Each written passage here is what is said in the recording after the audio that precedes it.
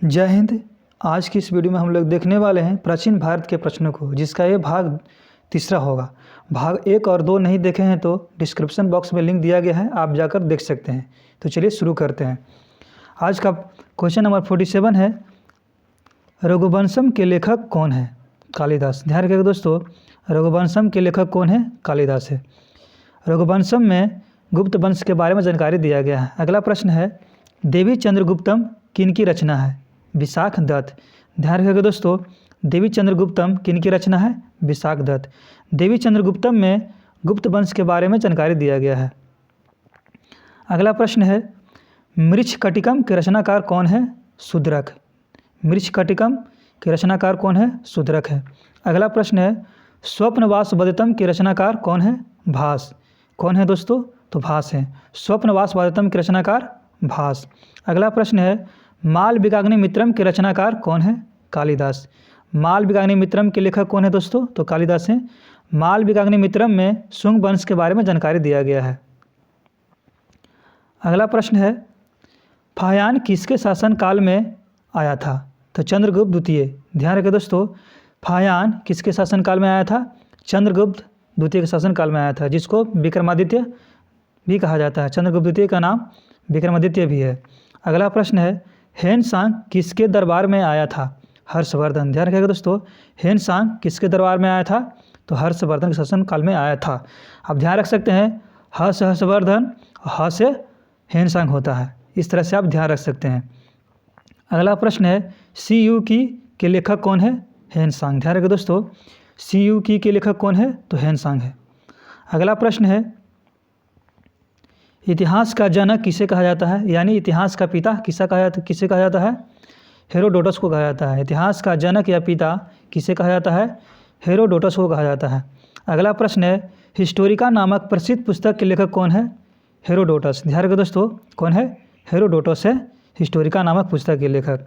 अगला प्रश्न है, मेगास्थनीज किसके दरबार में आया था? चंद्रगुप्त मौर्य के शासन काल में आया था, यानी चंद्रगुप्त मौर्य के दरबार में आया था। अगला प्रश्न है, नेचुरल हिस्ट्री के लेखक कौन है दोस्तों? तो प्लिनी। ध्यान रखिएगा, नेचुरल हिस्ट्री के लेखक कौन है? प्लिनी है। अगला प्रश्न है, भारत का भूगोल नामक पुस्तक की रचना किसने की है? तो टोलमी ने की है। ध्यान रखिएगा दोस्तों, भारत का भूगोल का एक पुस्तक का नाम है जिसका रचना किया है टोलमी ने। अगला प्रश्न है, डाइमेकस किसके दरबार में आया था? बिंदुसार। ध्यान रखिएगा दोस्तों, डाइमेकस बिंदुसार के दरबार में आया था। अगला प्रश्न है, सिकंदर के साथ आने वाले लेखक का नाम बताइए। सिकंदर के साथ आने वाले लेखक का नाम बताइए। तो कौन कौन आया था? निर्याकस, आनेसिक्राटस, अस्टियोबुलस। कौन कौन आया था दोस्तों? फिर से, निर्याकस, आनेसिक्राटस, अस्टियोबुलस आया था। अगला प्रश्न है, किताबुल हिंद या तहकीके हिंद या भारत की खोज नामक पुस्तक के लेखक कौन है दोस्तों? अल बरूनी। ध्यान रखिए दोस्तों, किताबुल हिंद या तहकीके हिंद या भारत की खोज नामक पुस्तक के लेखक कौन है? अल बरूनी है। ध्यान।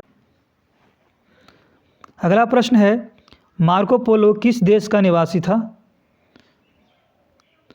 तो इटली। ध्यान रखिए दोस्तों, मार्को पोलो किस देश का निवासी था? तो इटली देश का निवासी था।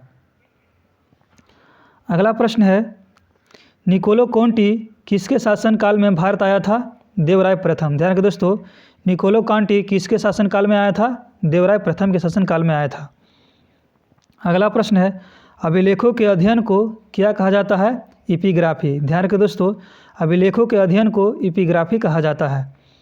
अगला प्रश्न है, सबसे अधिक संख्या में प्राचीन अभिलेख किसके समय में के प्राप्त हुए हैं? तो सम्राट अशोक के। ध्यान रखिए दोस्तों, सबसे अधिक संख्या में प्राचीन अभिलेख किसके समय के प्राप्त हुए हैं? तो सम्राट अशोक के समय के प्राप्त हुए हैं। अगला प्रश्न है, सर्वप्रथम भारतवर्ष शब्द का प्रयोग या उल्लेख किस अभिलेख में हुआ है? हाथी गुफा अभिलेख में हुआ है। ध्यान रखिए दोस्तों, सर्वप्रथम भारतवर्ष शब्द का उल्लेख हाथी गुफा अभिलेख में किया गया है। तो ध्यान रखिए दोस्तों, हाथी गुफा अभिलेख किस शासक से संबंधित है? तो ध्यान रखिए दोस्तों, खारवेल से संबंधित है। अगला प्रश्न है, ब्राह्मी लिपि में लिखित सम्राट अशोक के अभिलेख को पढ़ने में सर्वप्रथम किसको सफलता मिली? तो जेम्स प्रिंसेप को। किसको मिली थी? जेम्स प्रिंसेप को ब्राह्मी लिपि में लिखित सम्राट अशोक के अभिलेख को पढ़ने में सफलता मिली थी। दोस्तों कब पढ़ा था? 1837 में। कब? तो 1837 में। तो चलिए दोस्तों मिलते हैं नेक्स्ट वीडियो में, तब तक के लिए जय हिंद।